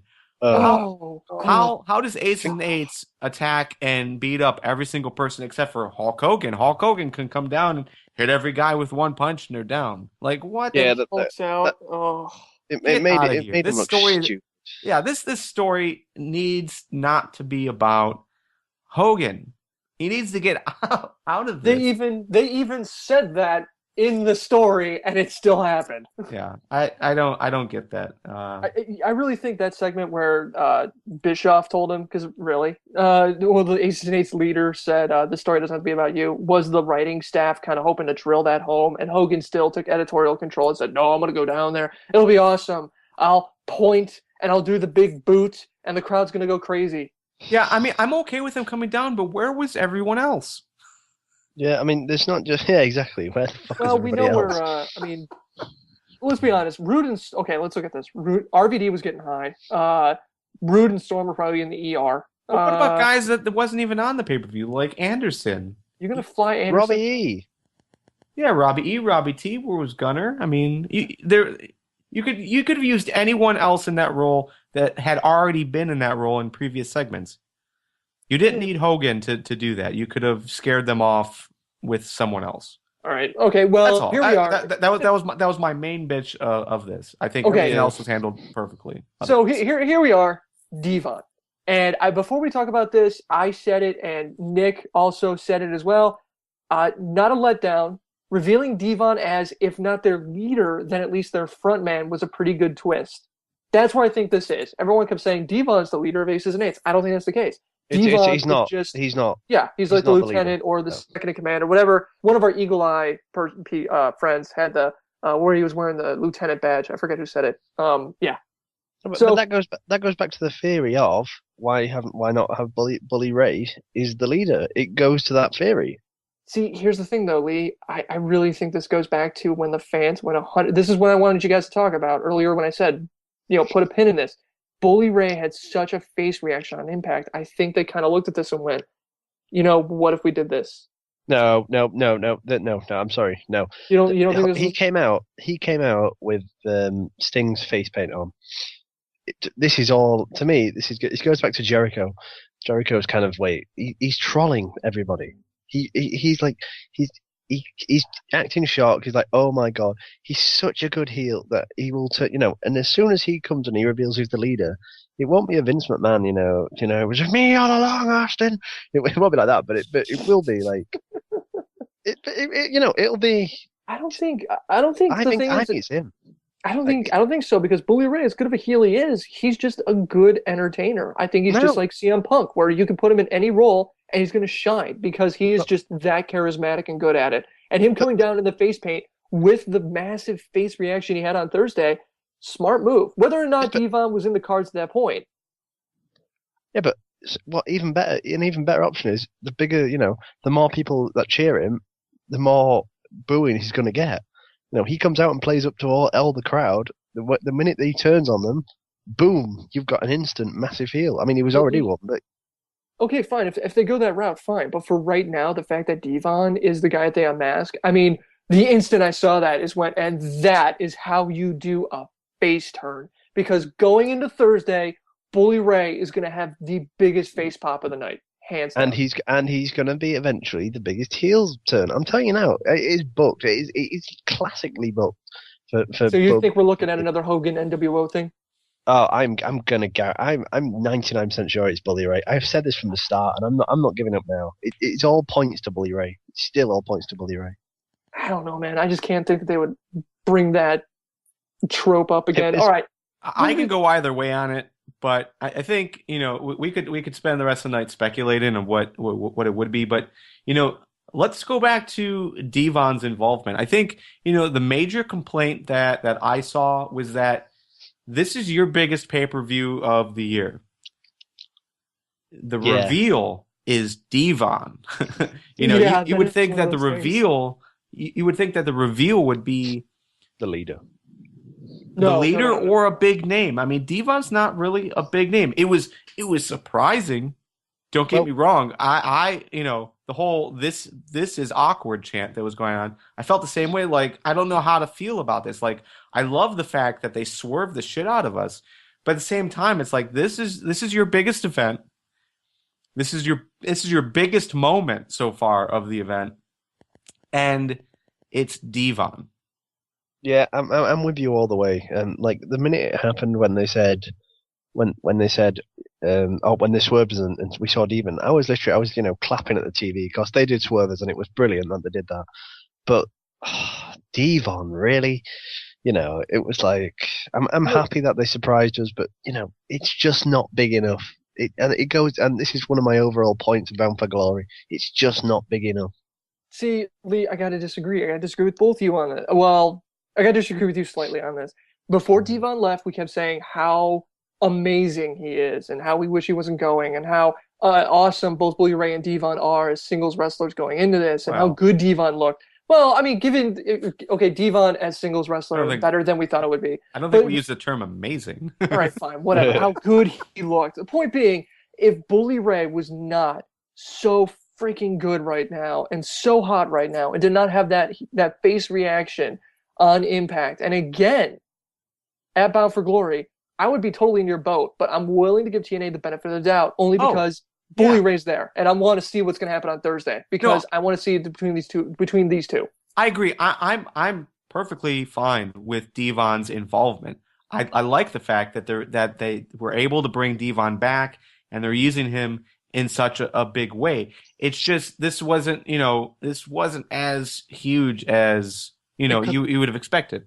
Yeah, this is been great. Okay, we could talk about Matt Morgan. I really think the fact Devon, Bully Ray, this probably would have been a better spot for Matt Morgan. No, I think that this would have been fine for like a normal pay-per-view, but because it was Bound for Glory, it just wasn't up there. Right. And it was pretty. Yeah. I think the word is just kind of. It was kind of average in terms of a reveal. Like, yeah, it shocked us, but it wasn't that great a shock. Yeah, I mean, this is your main storyline. This is your biggest pay-per-view. So you are now going to go into the next year's cycle of pay-per-views. Your biggest storyline, the main guy is Devon. That's true. That's the only complaint. I mean that's the only legitimate complaint that we can have. Yeah, and even if you do take the idea that Devon's not the main guy and he's the lieutenant or the second in command or he's just a member that got seduced into this so he can take out Bully Ray, the point still stands. The fact is this is Bound for Glory, biggest pay-per-view of the year. This is the guy you choose to unmask. Yeah, however you spin this, it's going to be a letdown. And I can see that, but I'm willing to give him the benefit of the doubt. Right. Taking a step back away from that point, I think this was cool. I liked it. Yeah, absolutely. Yeah. At 20,000 feet, it looked great. And I'm going to go back to the fact that it could have been better. Probably. That was my main issue with this pay-per-view. It all could have been better. Yeah. In terms of for the fact that we are on Bound for Glory, the biggest pay-per-view of the year, it all could have been a bit better. Okay. Diva Jill said, this is perfect. Devon being heel lets Bully be the face of the crowd, basically be the face the crowd wants him to be. Chris said one of the best reveals of all time. I don't know about that. I think one of Sting's reveals was pretty good too. Greg, how about the huge letdown that Aces and Eights was? Yeah, that was pretty weird. Odin Bond. Out on Bond, Steve Galan. There we go. Who would you want it to be? That's a really good question. Who would you guys want it to be? I really, if it couldn't be Devon, Matt Morgan. Bully Ray for me. I'm sticking by that. I've always wanted sticking with his crackpot theory that second verse same as the first. All right. I'll tell you what. If it's happening, I want an apology for that. All right, fine. If it happens, Lee, I will be the first to apologize. Garth, you got a better reveal than Devon? No, not specifically. I mean, out of everyone who is rumored to be a part of it outside of Matt Morgan, I'd much rather have Devon. I mean, because the other names that were thrown out there was Eric Bischoff and Jeff Jarrett, Garrett Bischoff. I mean, Ugh. Jesus Christ. There was a lot of awful names thrown into that mix, and a lot of names that wouldn't have made an impact, like a Mike Knox or a Luke Gallows. Well, to be fair to TNA on that one, they're the guys who were wrestling on Sunday. They weren't Right. the guys who was revealed. Right. So to be fair, I'm more than happy for them to be wrestling under the masks. Oh, sure, but sure. not be revealed. Right, Yeah, right. Yeah, that's- I'm fine. I'm fine with the involvement, but as far as the reveal, I don't know. I don't know who I would want. Now here comes the reason why you don't want to reveal the main guy behind all this and do too big of a thing on Aces and Eights, because we had another match. If Aces and Eights close out the show, then absolutely, like we talked about this on the preview show. If Aces and Eights closes out the show, then having a huge reveal, like a big deal, and like all the Aces and Eights come out and they point to their leader and it turns out it's Bischoff, yeah, because it closes the show. The fact is you can't have a huge reveal like that and then go, okay, so now that was the biggest thing to happen in this company and it's changed forever. Let's move on to the TNA World Heavyweight Championship not? match. No, why not? They could, Because it wouldn't have changed the company. Arguably it could, because of how big let's say if it was like, you can't spend a ton of time on this. Let's say it was Bischoff. That's a big fucking deal, Lee, and you're gonna go, well, that happened. Let's shift gears and now go to our TNA. Let's go to our heavyweight championship match. Yeah, which is gonna proceed absolutely as normal. Then we're gonna close out the show. Yeah, and this goes back to a brief argument we had on the Thursday reaction show, is that out of every single pay-per-view we've had in TNA as of late, at least, the world title has been last. You got to give TNA a lot of credit for sticking to that script, but out of all the pay-per-views, this is the one that I would have been okay with them, flipping that and putting Aces and Eights at the end. Yeah. Well, I just think you have to deliver everything. I think TNA kind of had to deliver everything at this pay-per-view. Yeah. You cannot talk to us about delivering when you have corn on your pizza given to you at your house. We're really always going back late. this time. It's always late. And you're always talking about it in the pre-show, and it always shows up at the beginning of the show. Well, it's not. How is it my fault? How is it my fault? When Order the damn food earlier. I order it at approximately. Go pick it up. I'm not picking it up. I'm not going out there. They can bring it to me. Fuck that. Anyway. So yeah, here we are. World Heavyweight Championship match. That is it. I mean, Jeff Hardy won and Austin Aries, and I was absolutely amazed at the magnanimous reaction that I got on Twitter about this. Everybody, and I made a point of this, everybody that I talked to about this on Twitter said, love the match. Austin deserved the win, but I can understand why Hardy had to. I'm completely with you. I really, really, really did not want Jeff Hardy to win this match, but he won, and he had to win. Quite simply, he had to, because if Austin Aries had have won, I know the crowd there would have probably liked it, but overall, in terms of storylines, it would not have suited the ending. They needed a big face to win so they could have a massive celebration, which, to be fair, they didn't really have a massive celebration at the end. They kind of just said, oh, Jeff Hardy's won. See you later. See you on Thursday. Yeah, there was like only a minute left or something like that. Yeah. I honestly think they could have made a bigger deal of that. Like, they could have, what is it at TNA? TNA likes, who said it? Someone said it today.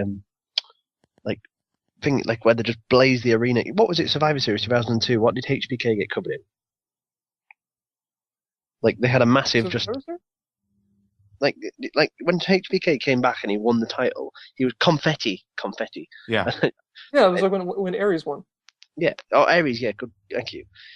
Like, if they'd have had just like booming that out, I think someone said this earlier today. I just made a massive deal of it. Then it would have been better. The match itself though was really, really good. Mm-hmm. Yeah. No, it was a fantastic match. And I do want to give.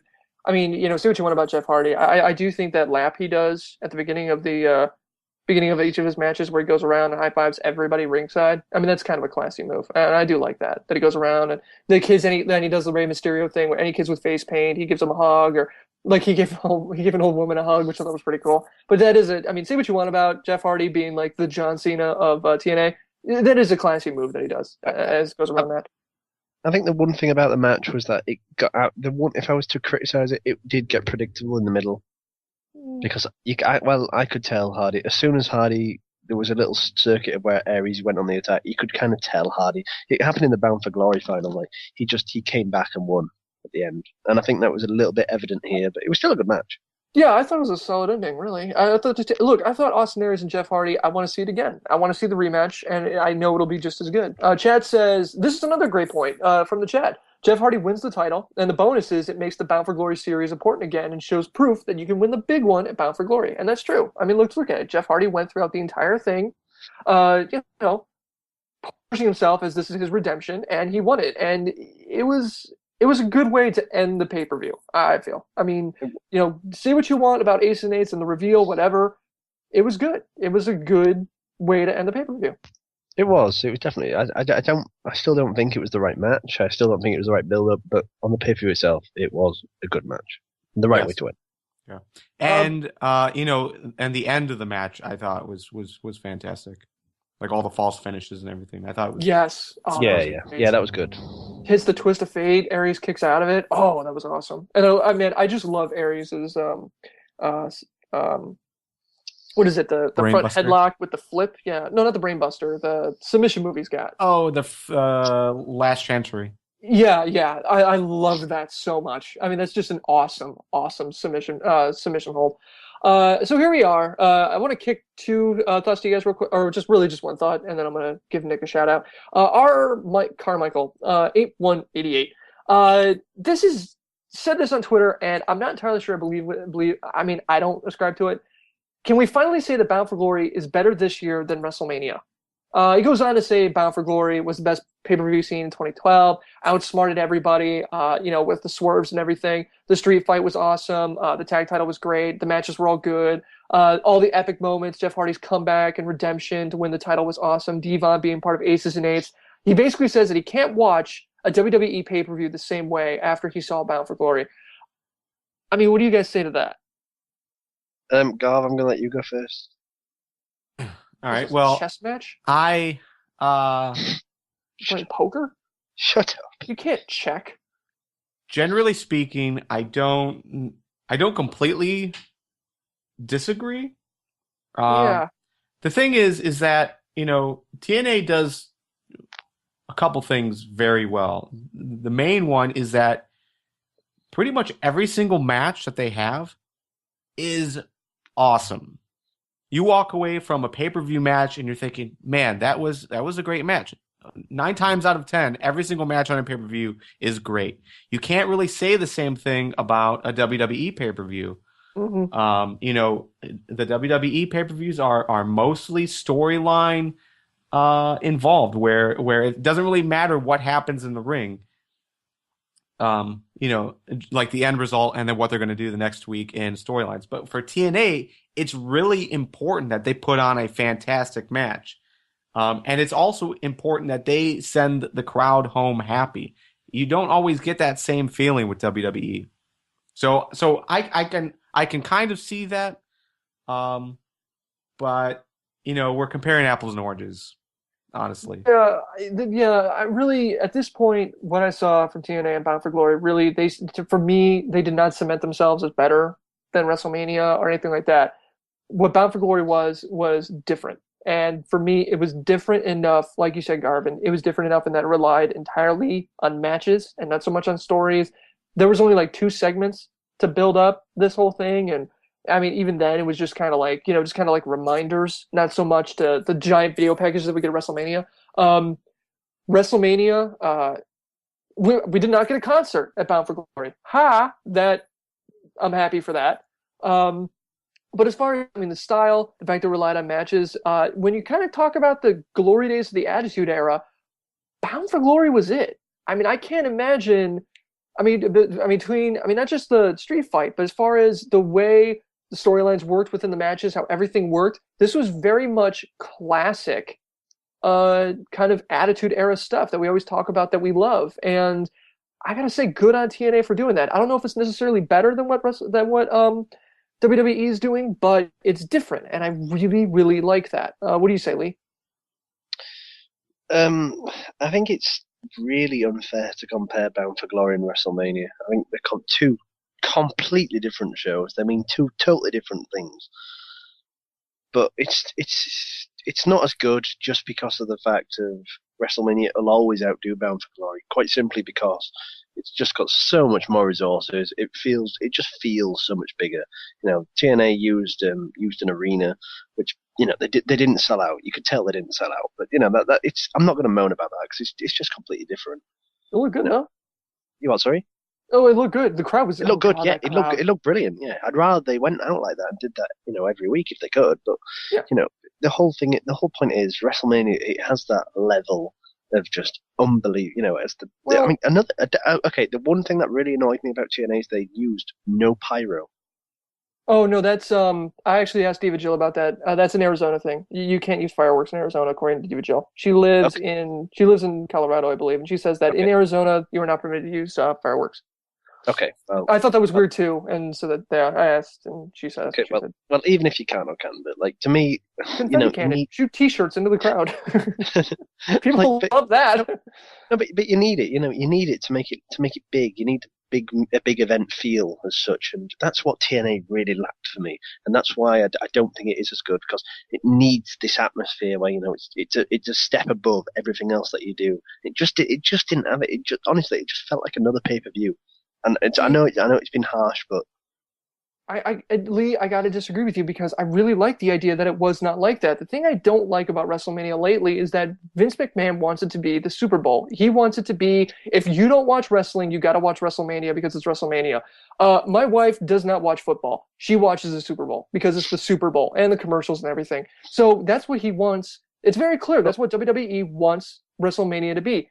So you get the sense that it doesn't matter to the individual talent. It's all about the spectacle and the giant panning crowd shots we can get with the blimp of the pyro and the concerts and all the tie-ins that we can have and the celebrities and the variety.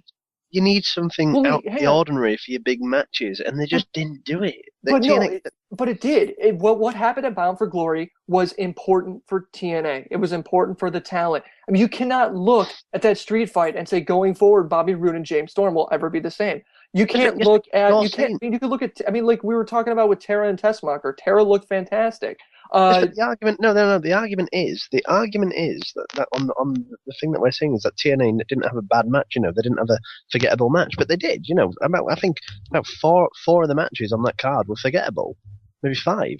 They were. Okay, they were look, Lee, I can agree with you on that, but you got to give me. I can agree with you with that, but you got to give a push for the X Division Championship just because of what that division is going through right now. Through no fault of TNA, really, with the injuries and everything. You give a push on that one. I'll give you 3, but I can't give you that one. At least meet me halfway on the X Division Championship. They did the best with what they had.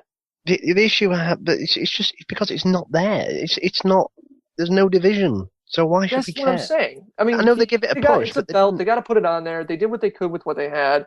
But you need to go in. You need to go in thinking it's big, and they didn't come out thinking it was big. Just because you had a title change, an RVD one, doesn't mean it's now big and it's now going to get better. It's now big. I'm just saying that whatever. Okay, fine. You're wrong on that. I'm wrong on that. But the point is, Lee, I'm just saying that when it comes to Bound for Glory, the thing I love about it so much is that it's an important pay-per-view to TNA. It's an important pay-per-view to TNA talent, storylines, and specifically the fans. You really felt like you were a part of something with that. Whereas WrestleMania, it felt like, huh? This is why you can't compare them. Because it's just exactly. Yes, that's a very good point. And that's why, really, as a person who enjoys watching pretty things and loud noises and stuff, I like WrestleMania for that reason. But as a wrestling fan, as a person who loves the industry, I gotta give it to Bound for Glory, just because as far as what it means for TNA, can we really call ourselves pundits or whatever we do here? For this show, as a wrestling fan that talks wrestling every Tuesday night with you guys and sometimes on the weekend and Thursdays, Bound for Glory for me, I liked it better. I just think you're wrong, because I think people forget how good WrestleMania was this year. But Lee, it's not. But it wasn't. It had so much on it that wasn't wrestling. It had concerts, and The Rock came back. It was what do you mean? It wasn't wrestling. Yeah, okay, it went over the top. There's no doubt that WrestleMania went over the top. But I think you're forgetting that the actual matches it had. We had CM Punk and Jericho. We had The Rock and Cena. We had The Undertaker and Triple H. Sorry, Lee. Rock and Cena was not a good match. Yeah, I don't even know how you can say that. It went about half an hour, and it was so tense. It was, I don't know how you can say that. It was you're so not wrong. as it should have been. I mean, The Rock was the best of his generation. I mean, The Rock was the best, and he should have been better. I mean, he looked gassed. He looked tired. Cena carried him for fast. Oh, God, I do not want to get in this argument right now. Lee, my point is, as far as pro wrestling is concerned, WWE has such a bug up their ass about they want to be the biggest thing in the world, and those annoying ass did you know segments and all that shit, and Twitter and tout and all that bullshit about how famous they are and everything like that. WrestleMania is just it's seriously like I can just almost see Vince McMahon taking all the money, putting it into a blender, into a paste, and just rubbing it on himself while he stands in a kiddie pool. And you just get the feeling he just does not give two shits about us as a fan watching this. He wants to sell Mountain Dew and whatever the hell else is sponsored that shit thing. Whereas TNA, where it went for Bound for Glory, I watch it and I go, there's a love here for the industry. I'm going to drop Harrison from this call. Stop, okay? I was just about to say, let's move on because I know we haven't got a lot of time. You guys want to watch these goddamn debates. All right, so that was Bound for Glory. I love the fact, look, say what you want about Bound for Glory, guys. 3 guys on this show talked about this thing for an hour. I mean, you cannot say we would have done that if it was not a big deal. And good on TNA. Good on TNA for pulling that off. I'm going to have this debate with you later, but let's move on. I'm going to throw something at you from here. All right, so moving on to Raw.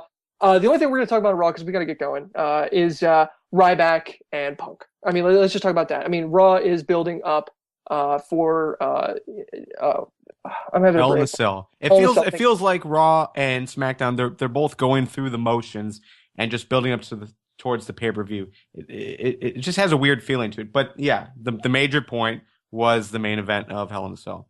Yeah. Okay. So Lee, real quick, let's discuss that, and then we'll close out the show, basically. Yeah, I'm pretty. The other thing that from Raw very, very quickly was Miz is not concussed. That was a brutal shot by Kofi. It was brilliant. Yeah. He did not get a concussion from that? No, he didn't. No. Damn. But yeah, but with the whole, I was shocked on Ryback actually. Raw was really pretty average this week, really average, and the whole Ryback. I was really shocked when he chose Ryback, but that must mean that the only reason that match is taking place is because Cena's arm is not done. That is the only reason. So when people say, is Cena passing on the torch? No. He's not, but it's a load of crap. He's not passing on the torch at all. It's simply because Cena isn't ready to wrestle. And Ryback, as far as I'm concerned, he won't win. He won't win. Just because he's been on a roll, it makes sense to do some kind of non-finish or even Punk wins due to something.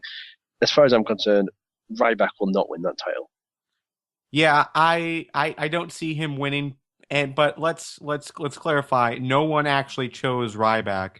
John Cena basically bowed out, which is really strange. Like, just that Cena, and I think it was Seth Mates on Twitter that said, it was strange that Cena decided, CM Punk needs his ass kicked, and instead of me doing it and trying to get the title, I'm gonna let Ryback do it and try to get the title. The only thing I can think of is that still kind of puts the power of the situation in Cena's hands, because it's like Cena's saying, well, if I can't beat you up, then this guy will. So it's still him dictating. He's still dictating terms of the match if he can't actually be in the match. So he still has some semblance of power in this feud. It's a terrible situation that the WWE finds themselves in, just as far as the injuries and everybody's tied up everywhere else. And this is kind of, they're in a holding pattern right now. They're just like, let's just get the Hell in a Cell. Let's hope to God Cena comes back. Let's get Orton back. Let's, get something going here. I suspect that, I'll talk about this more in depth another time, but I suspect Brock Lesnar might have something to do with this as well. They might bring him back because of what's going on. But again, we'll leave that for another day. Okay, so here we are, Ryback versus Punk going into Hell in a Cell. I don't want to say this can be unmitigated disaster. I mean, is everybody... so basically the consensus on the show is Punk's still going to have the title, but Ryback still gets a push coming out of this? Yeah, that's my view, completely. Okay, I'm with you on that one, Lee. Garv, what do you think? Yeah, Punk's title reign is just way too special to just drop it to, a guy like Ryback. I mean, I understand Ryback's hot and they're trying to, the crowd is behind him, but I think it would still be too early, and I hope they don't make that decision to give it to Ryback, because he can survive, not winning. Yeah, he can. CM Punk, I don't know what that would do to him, in that whole storyline. I don't think it would be a good decision. So yeah, I see CM Punk retaining and moving forward. They've got a plan. Yeah, plus CM Punk. Just looking forward, the crowd was definitely behind the idea of Rock versus CM Punk for the title at Royal Rumble, was it? They still have to move forward with that. So I think, and CM Punk needs a title for that. Yeah, that's the other thing too. And I mean, Seth Mate said it on Twitter. I mean, basically both points. You don't build a guy as a champ for 330 plus days and have him lose to the flavor of the month within 13 days build. I don't think you can call Ryback flavor of the month, but yeah, he's the newest. It just doesn't make sense. And then here it is, Punk special. Don't try and end it by capturing lightning in a bottle. And I think the fact of the matter is they kind of caught Punk. They kind of caught lightning in a bottle with Punk after that shoe promo. So you're not going to get it again. I mean, Punk's working. It's selling like crazy. Ride that wave. Don't just take it out because Cena's not there. I mean, that's shooting yourself in the foot. All right, so as far as building up, I mean, what do you see? We got another Raw and 2 more SmackDowns to deal with before Hell in a Cell. What the hell else can they do to buy time before this pay-per-view? I think they're gonna go. I think they're gonna have a proper confrontation next week, and hopefully, with a wee bit of luck, what they'll do is they'll make Ryback. They'll make CM Punk seem very vulnerable to Ryback, like they did this week, and that's what they'll try and sell Hell in a Cell as now, because they can't really do much else. It's a tough decision, but I've got a feeling not a lot of people will buy into this. No, I'm with you, Lee, but I think at this point, what choice does WWE have? They got to do something. Might as well do this. I mean, unless I don't think a straight cage match is in the cards. I think they're going to put some other hook in it to make us watch it, just because watching Punk and Ryback do X will be interesting to see. So they're going to do something like that, or there's going to be something else on the show that will do that. Hang on, stop. I've got a WWE tweet they've just sent out. Kofi is holding the IC Championship. They've just sent out that tweet. Whoops. Wait. Say that again? They've just sent out a tweet saying this just happened, with a picture of Kofi holding the Intercontinental title. At a house show, or was this on SmackDown taping? No, it's filmed. It's filmed. Main event films before SmackDown. Why would they do that? Why would they? Okay, so obviously Miz is hurt. I don't know. I've got no idea what the hell's going on. I mean, if he doesn't have a concussion, to me it looks like he broke his nose. Well, they said not, but who knows? Well, not a concussion, but I mean, if he broke his nose, there's no way in hell he's going out there. Okay, so... Yeah, sorry about that. I can't believe they just tweeted that. Yeah, wow. Main event tomorrow. Yeah, watch main event tomorrow on Iron to see how. Yeah, it has Kofi holding the title. That's ridiculous. Hey, I'll tell you what. You want to leverage social media for ratings? That's how you do it. That's how you do it. I just put this in the live chat. This link to their tweet. But what the hell? Why watch main event now? Just to see how they do it. I mean, Miz couldn't wrestle a match unless they do it as a segment. You should see his face, though, man. Have you seen it? Let me post it. No, it was there.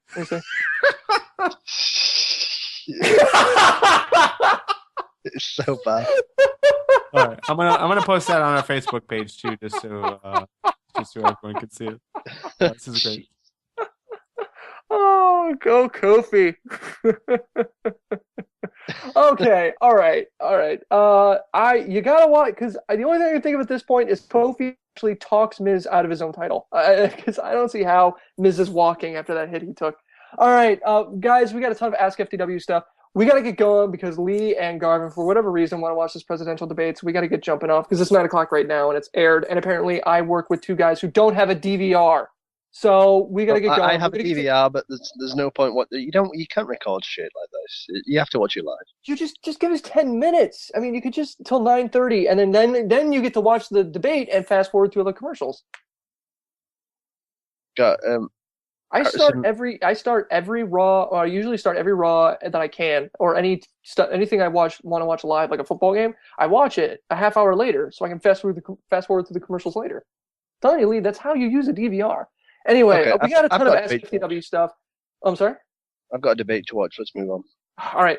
Ton of SFTW stuff, guys. We really appreciate it. We'll get to it next week, especially when we got a full house, when Rob's back and Joe's back and everything.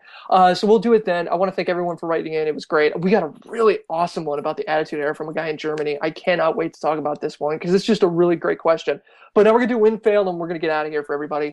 Women wrestlers aren't getting paid? Why do you do a job? Here is your win. You do any job, and fail is to fucking get paid! Of the week.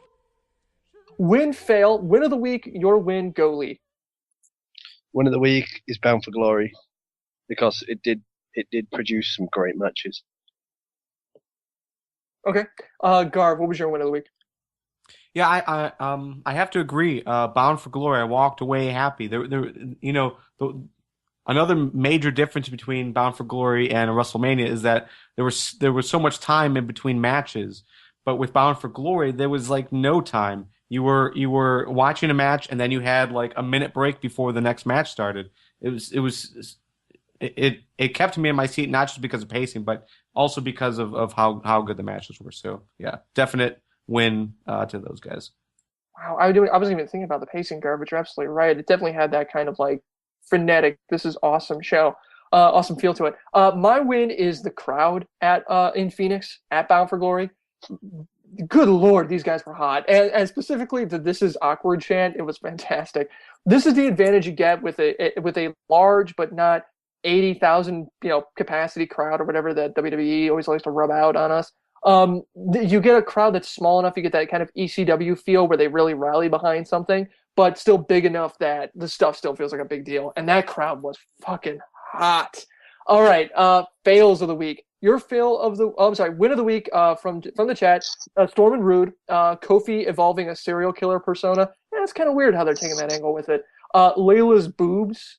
So, huzzah.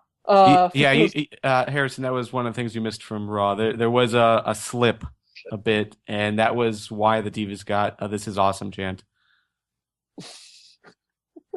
Good enough reason as any. All right, so fails of the week. Yeah, I didn't get a chance to see Raw. Fails of the week. Your fail, Lee. My fail of the week is also Bound for Glory because it didn't produce. It wasn't a big enough. No, it's because you're British and you're never happy. No, it's because it wasn't a big enough show, and there was too much that didn't work for me. Like I said, it's time for Brit Bitch. We'll make that a real segment. We'll get a little musical cue for you so that way we can put that in. Go for it, and I'll make it work, and I'll make it the most popular segment, like a bit like Raw, or even TNA. How TNA Knockouts got the highest segment. Brit Bitch, that'll be the top segment. Garv, your fail of the week. Man, I don't really have a fail. Let me go back to a win.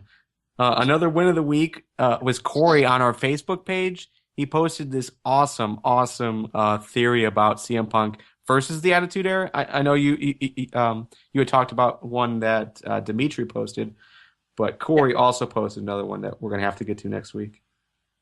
Which one was that? Was that it was Punk ushering in the new Attitude Era? Yeah. Yeah. Sort of. The one he was talking about with Twitter? Well, whatever.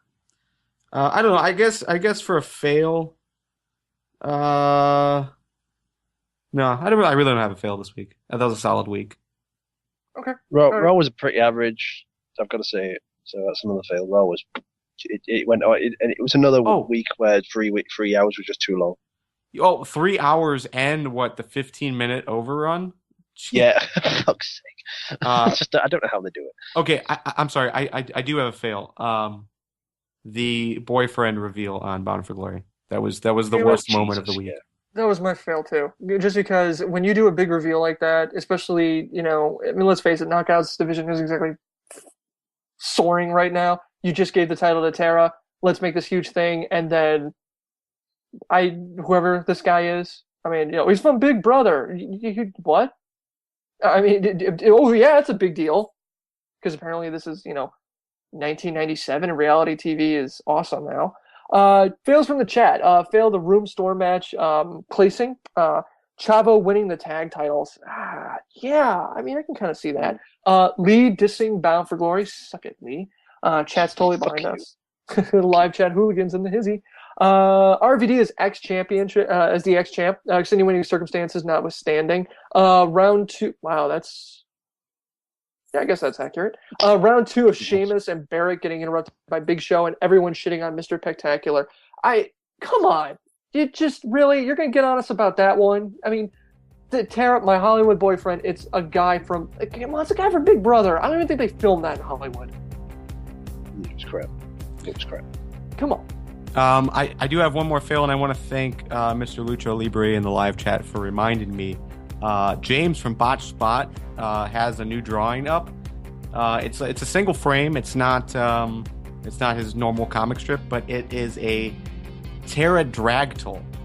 It is a pterodactyl in drag, and it was nightmarish. I told him not to do it, and he did it anyways. Well, to be fair, there's not a lot of people that listen to you, so I agree. I know, really. Pterodactyl. James is awesome. We're going to have him on the show more often. All right. So that's it. That's the show. Check out ftwpodcast.com for more information about us and how to get involved in the future. There's even a support tab where you can donate, buy merch, as well as there are links there to rate us on iTunes and Stitcher. So you can go on there and give us no less than 4 stars. Hear that, everybody? 4 or more stars. Thank you, everyone in the live chat. The live chat hooligans strike again. You guys are spectacular and make the show so awesome. We record every FTW podcast episode on Tuesdays at 8 p.m. Usually, we did not today. 1 a.m. Greenwich Mean Time at ftwlive.com. Well, we'll see you guys next Tuesday.